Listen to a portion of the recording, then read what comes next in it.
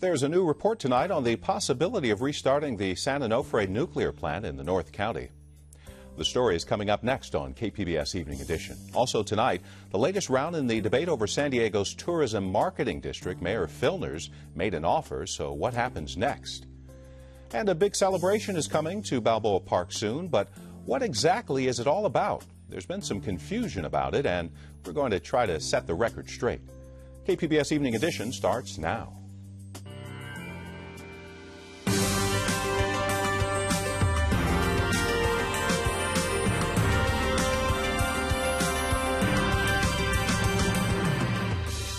KPBS Evening Edition is made possible by Joan and Erwin Jacobs and by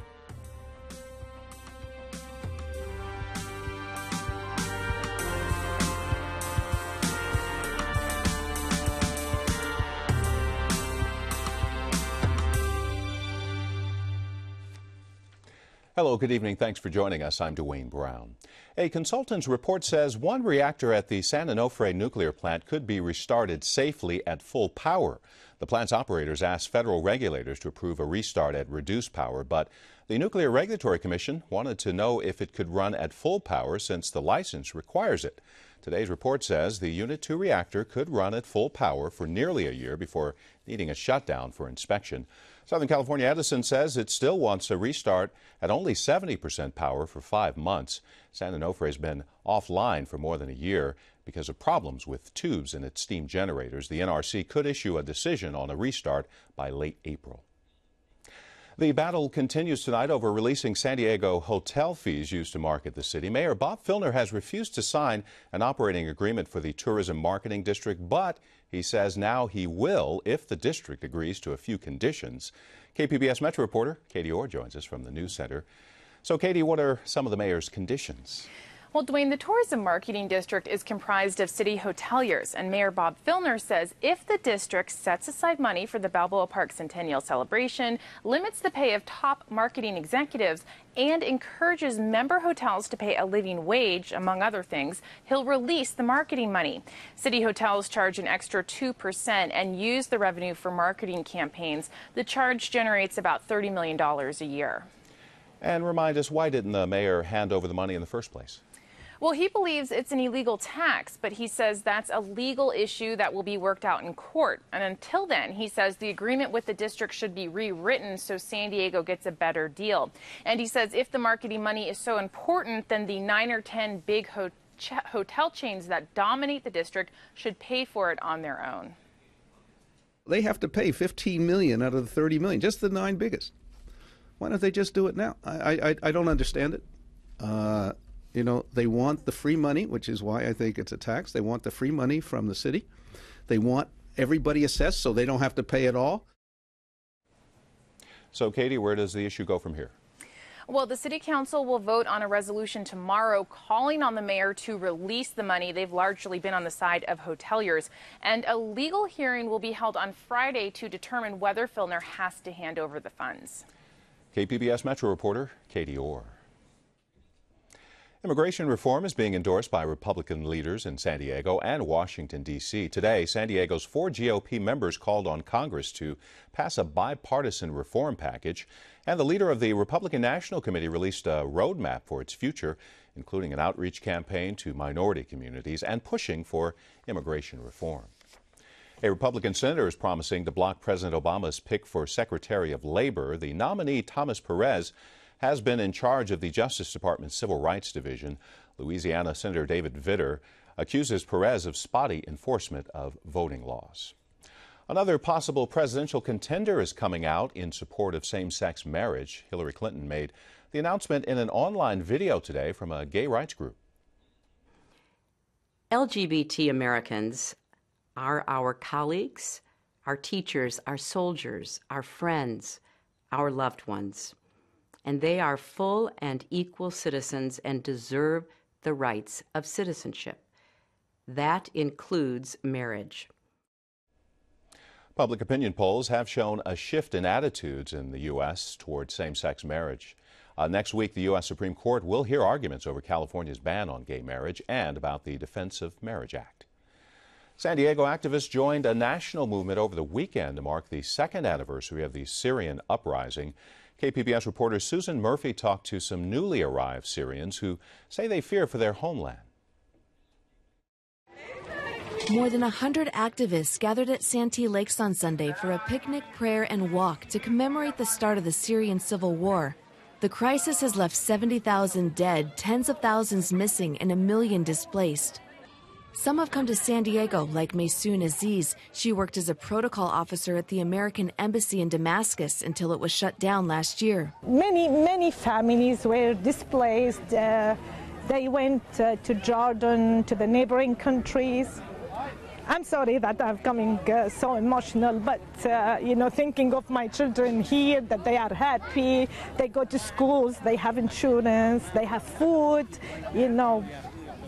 It's hard to explain it. Mo Al arrived to San Diego to attend graduate school just 2 days after the start of the revolution. His parents and 11-year-old brother still live in Aleppo, Syria. I'm trying to help my family, try to help them, help the other people. We're trying, to transfer funds, transfer any humanitarian aid. Nearly everyone here has a family member struggling to survive in Syria. Some members of San Diego's Iraqi community, like Wadad Shlata, say they empathize and came to show their support. I consider it one of our sister countries. We are neighbors. We have very similar culture, very similar aspiration. The group is working to step up efforts to provide food and supplies to refugee camps along the Syrian borders. Susan Murphy, KPBS News. Now, opposition groups held talks to form an interim government in Syria today. Amitha Sharma has more local reaction to the war. Joining me are Yasser El-Sayed at the Syrian American Council of San Diego and Michael Provence, Associate Professor of Middle Eastern History at UC San Diego. Professor Provence, let's start with you. The Syrian uprising has just reached its second-year anniversary. Similar uprisings in other countries like Tunisia, Egypt, and Libya were successful in a far shorter period. What's different about Syria? Well, what's different about Syria is that the Syrian government started with a great amount of overconfidence and claimed that it wouldn't happen in Syria. And then when it did happen in Syria, they responded, I think, in a really furious way.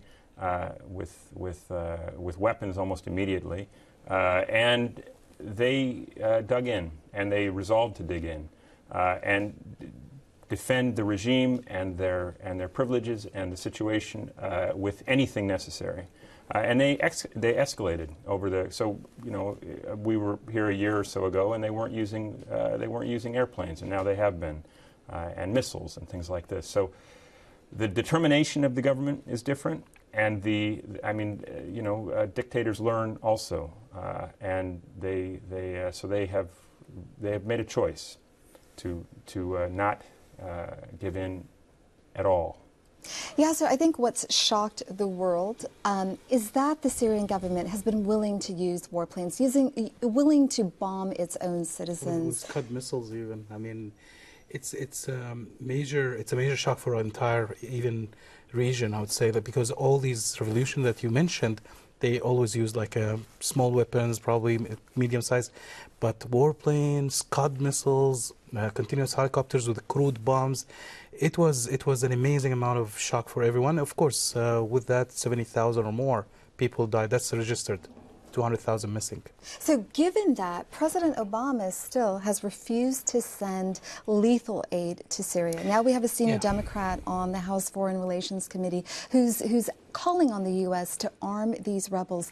Can the uprising be won without arming rebels from the outside? From the outside, so let's be specific. If we're talking about the USA, I don't think the rebels inside or the revolutionary inside would need anything from the United States like weapons, or except that we need to lift the embargo. USA have embargo on the Syrian Free Army to get weapons from Turkey or Saudi or whatever, or even by it themselves. There's an embargo, serious, that's followed by all the countries. It's supposed to be on everybody, but Russia and Iran is not following it. So the United States should just leave the embargo, and I think Syrians can solve their problem by themselves. Michael, there is talk of the United States using drones to collect intelligence on al-Qaeda's presence in Syria. How worried should the U.S. be about this group's presence there? Well, considering that there's no American soldiers in Iraq, and there's no American soldiers anywhere around Syria, I don't know why it's the concern of the United States at all. And I think that it's a worrisome sign. I mean, no one really knows who these people are. The track record of the United States and its intelligence agencies to determine what's going on in various Middle Eastern countries is miserable. And so I think that it's really very worrisome that the government is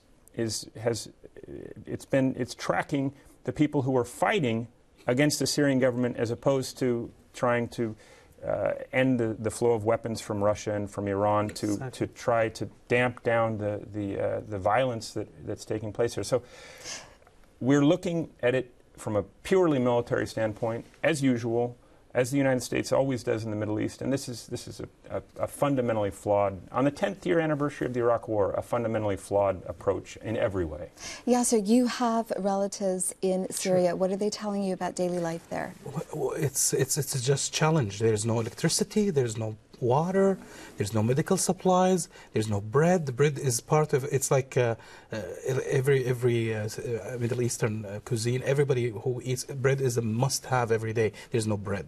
There's people cannot move freely. There's always the checkpoints that's giving people are actually not leaving the house because of the checkpoints. It's a miserable life. It's like sitting in a jail within a jail. And what can people here in San Diego and elsewhere in the United States do to help them? I know that aid is down in terms of providing food, blankets, and medicines. 1,100,000 refugees in surrounding countries. 4 million refugees internally. Anything will help. I mean, yes. We've got to close it there. Yasser, thank you so much. Michael, thank you so much for coming in today.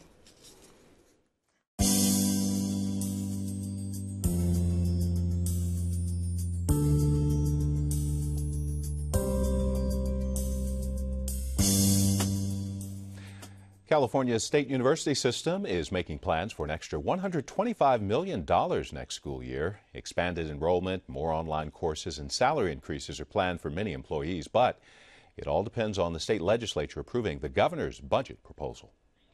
Labor Department says California tied with Rhode Island for the nation's highest unemployment in January. Both states were at 9.8%. 25 other states saw rising unemployment rates in January, but job gains increased last month and the national unemployment rate fell to 7.7%. A new San Diego computer network launched today, providing housing and credit counseling as well as advice on avoiding foreclosure and dealing with taxes. It was a packed house at the Jacobs Center in Southeast San Diego this morning, where a virtual one-stop shop of community services was unveiled. Whether you know how to use a computer or not, the Virtual Counselor Network, or VCN, can help. It gives clients instant access to real people, providing valuable advice and information. VCN has also partnered with the County Library System in Chula Vista to offer the service. We located this as a location because there are 35 different dialects or languages spoken in this a couple of zip codes around this neighborhood. And this is also a place that we want to show that community involvement. Jacobs Center is a place where community comes together to help each other. And the Virtual Counselor Network is exactly that. The network will initially cover San Diego, Riverside, and San Bernardino counties, where 8,000 homeowners have received foreclosure notices in recent months. The goal is to increase access to an array of community services and eliminate the need for people to travel to multiple locations. San Diego's real estate market is blooming, but as Amitha Sharma explains, uncertainty is still in the air as the spring home buying season begins. The weather is warming up, and so is the San Diego housing market. Home prices are up 18% from 1 year ago. That means sellers are in luck, but not buyers. Joining me are two real estate experts, Dr. Michael Lee, director of the Corky McMillan Center for Real Estate, and Gary London, a real estate economist with the London Group Realty Advisors. Michael, let's start with you. How would you characterize this 18% jump in the median home price from last year? Why did it go up this quickly over this period of time?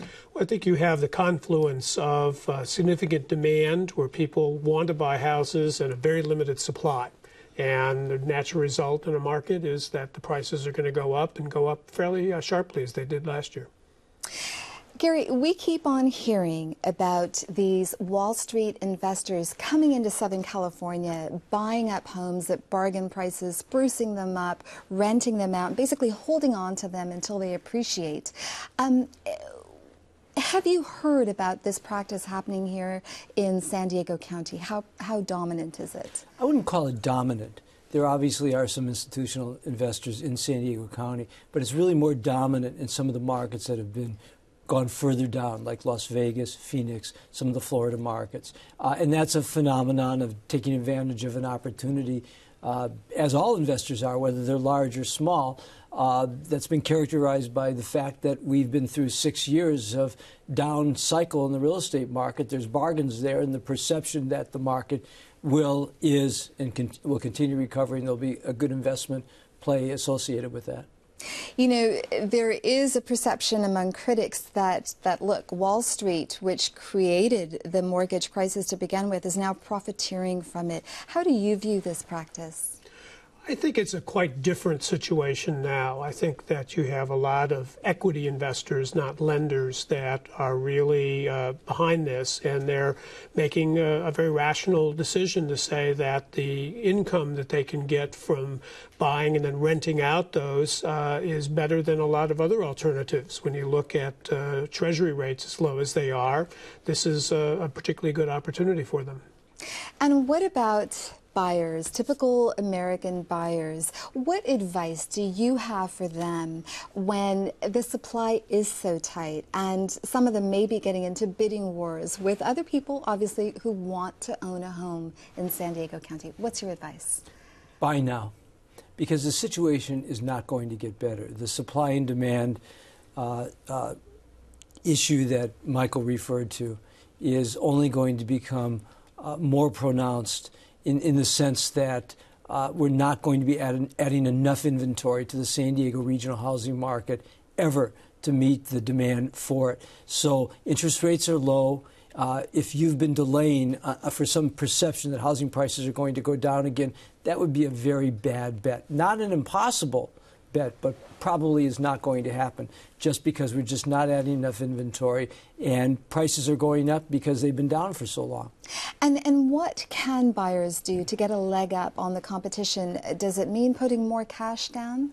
Well, to some extent, I think that your ability to qualify gives you better entry into the housing market. But I think that there's nothing to substitute for just being persistent, deciding where you want to live, focusing on that neighborhood or that market, and between you and your agent, if you have one, knocking on a lot of doors, not necessarily even waiting for listings. Keep your eye on that ball. And Michael, are there areas in San Diego County where the supply is not quite so tight? Well, San Diego has a lot of different markets, and they have different characteristics. So supply is particularly tight in some of the outlying, more the lower end of the market. That's where a lot of distressed sales have been taking place. That's where a lot of investors are concentrated. I think in terms of inventory in the coastal areas, higher price, less distressed area may not be quite as tight.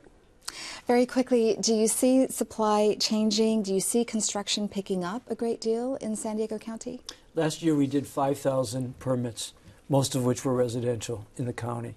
This year we may or may not get to that number. We need 10,000 a year to match what we expect to be the population projection increases over the next almost 40 years in this county. We'll never add to that supply. What does it mean? It means that housing prices are going to be continually bid up, perhaps not evenly year in and year out, but over the long term, prices are going to get higher. We've got to close it on that note. Gary, Michael, thanks for coming in today. Thanks, Anita. Thank you. From high school jocks to NFL stars, more than 1 million athletes suffer concussions every year. Today, the American Academy of Neurology released new guidelines for those injuries at their meeting here in San Diego. Essentially, it is a clinical diagnosis, and if there's a doubt, you sit the person out. Researchers also say they found no evidence certain types of helmets protect better than others. I'm Jeffrey Brown. On the next NewsHour, Israel's new coalition government gets sworn in as President Obama prepares to visit the region. That's Monday on the PBS NewsHour.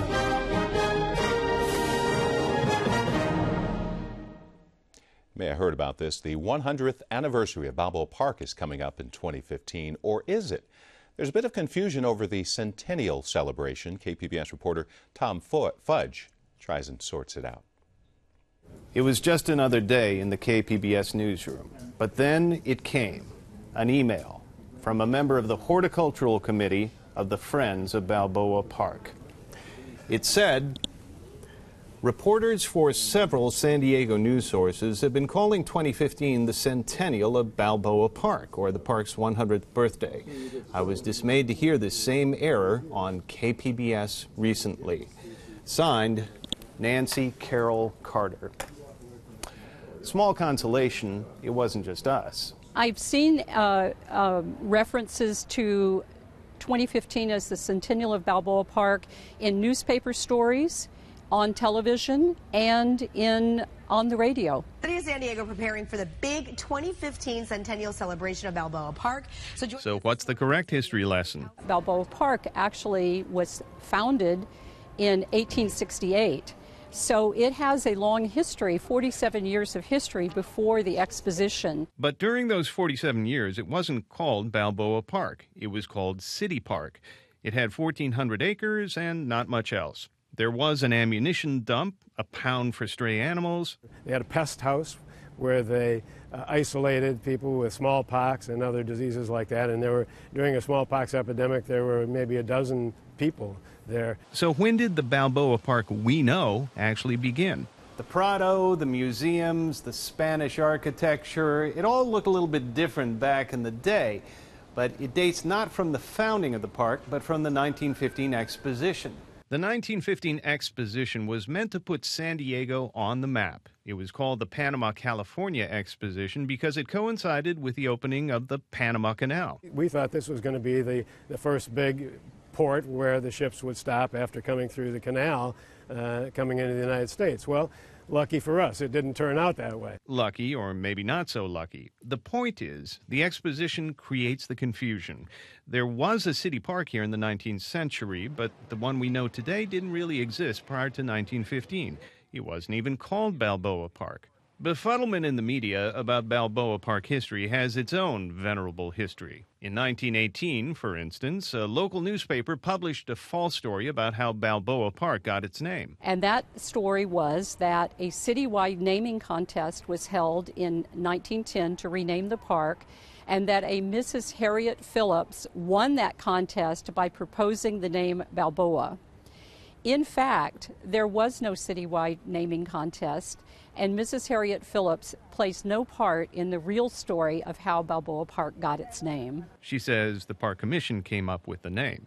Another incorrect story, which Carter actually believed for years, was that the park's botanical building was originally built as a train depot. But back to the centennial. KPBS stands corrected. The park we call Balboa won't be 100 in 2015. It'll be 147 years old. By the way, before the Panama-California Exposition took place, one local newspaper, The Sun, did ask its readers what they thought City Park should be renamed. The winner of that contest got $5. So what was the winning name? What was that iconic label that would give City Park just the right cosmopolitan profile? San Diego Park. Tom Fudge, KPBS News. College basketball's March Madness is about to begin, and San Diego State Aztecs are seeded 7th in the NCAA basketball tournament. They'll play Oklahoma on Friday night. A bit cool and cloudy as we head towards spring, officially Wednesday. Low 60s along the coast. Inland temperatures will drop back into the mid to upper 60s. The mountains will get some cool sunshine for the next few days. Upper 80s for the desert. Recapping tonight's top stories, a report says one reactor at the San Onofre nuclear plant could be restarted safely at full power. The plant's operator has asked a federal regulator or federal regulators to approve a restart at reduced power, but the NRC wanted to know if it could run at full power since the license requires it. Today's report says the Unit 2 reactor could run at full power for nearly a year before needing a shutdown for inspection. Southern California Edison, the operator, says it still wants to restart at 70% power for 5 months. San Onofre's been shut down for more than a year because of problems with tubes in its steam generators. The NRC could issue a decision on the restart by late April. And Mayor Filner says he's made an offer to the Tourism Marketing District. He'll release hotel fees to them if they agree to certain conditions. Those include putting money aside for the centennial celebration at Balboa Park, limiting the pay of top executives, and encouraging member hotels to pay a living wage. The Tourism Marketing District gets about $30 million a year from an extra hotel fee. Filner says it's an illegal tax and says hotels should pick up the marketing tab themselves. They have to pay $15 million out of the $30 million, just the 9 biggest. Why don't they just do it now? I don't understand it. You know, they want the free money, which is why I think it's a tax. They want the free money from the city. They want everybody assessed so they don't have to pay it all. The matter is scheduled to go to court on Friday. You can find tonight's stories and download the KPBS app all on our website, kpbs.org/evening edition. Thanks for joining us. You have a great night.